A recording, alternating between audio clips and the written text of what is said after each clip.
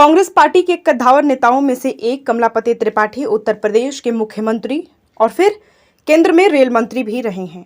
कमलापति की शख्सियत काफी अलग थी, जिसके चलते देश की राजनीति में उनसे जुड़े कई किस्से लिखे और सुनाए जाते रहे हैं। कमलापति का राजनीतिक करियर भी स्वतंत्रता आंदोलन के साथ ही शुरू हुआ था। अंग्रेजों के खिलाफ आवाज बुलंद करने पर उन्हें कई बार जेल भी जाना पड़ा। साल 1937 में वह पहली बार उत्तर प्रदेश विधानसभा के सदस्य निर्वाचित हुए।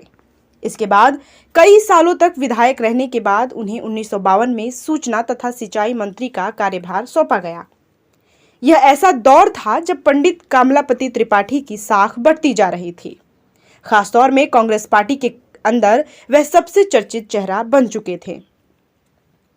बात करें महत्वपूर्ण फैसले की, तो पंडित कमलापति त्रिपाठी को 4 अप्रैल 1971 को उत्तर प्रदेश का मुख्यमंत्री बनाया गया और करीब 2 साल 69 दिनों तक वह इस पद पर कार्यरत रहे। बाद में 12 जून 1973 को पंडित जी ने सीएम की कुर्सी छोड़ दी। पंडित जी की राजनीतिक करियर यहां नहीं रुका।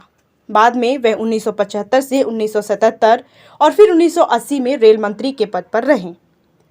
कमलापति ऐसे नेता थे जो 80 के दशक में इंदिरा गांधी जैसे दिग्गज नेता से वैचारिक मतभेद रखने का मादा रखते थे। 24 अक्टूबर 1980 की बात है।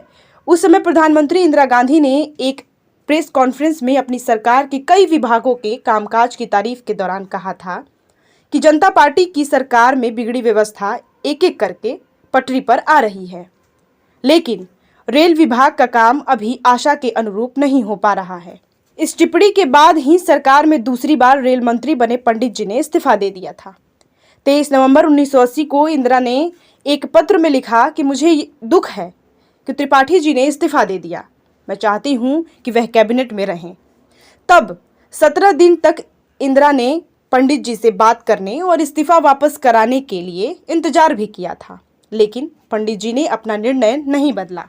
मार्च 1987 में जब तत्कालीन राष्ट्रपति ज्ञानी जैल सिंह और प्रधानमंत्री राजीव गांधी के बीच मतभेद गहरा गए थे, तब की एक सनसनीखेज राजनीतिक घटना का खुलासा कमलापति त्रिपाठी की चिट्ठियों से होता है।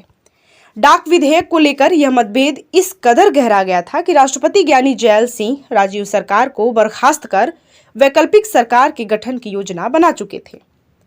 तब एक रात ज्ञानी जैल सिंह ने अपने करीबी पत्रकार को दूत के रूप में भेजकर पंडित जी को वैकल्पिक सरकार का प्रधानमंत्री बनाने का प्रस्ताव भिजवाया था। पंडित जी ने तब कहा था कि ऐसा करना मेरी प्रवृत्ति और संस्कार दोनों में नहीं है।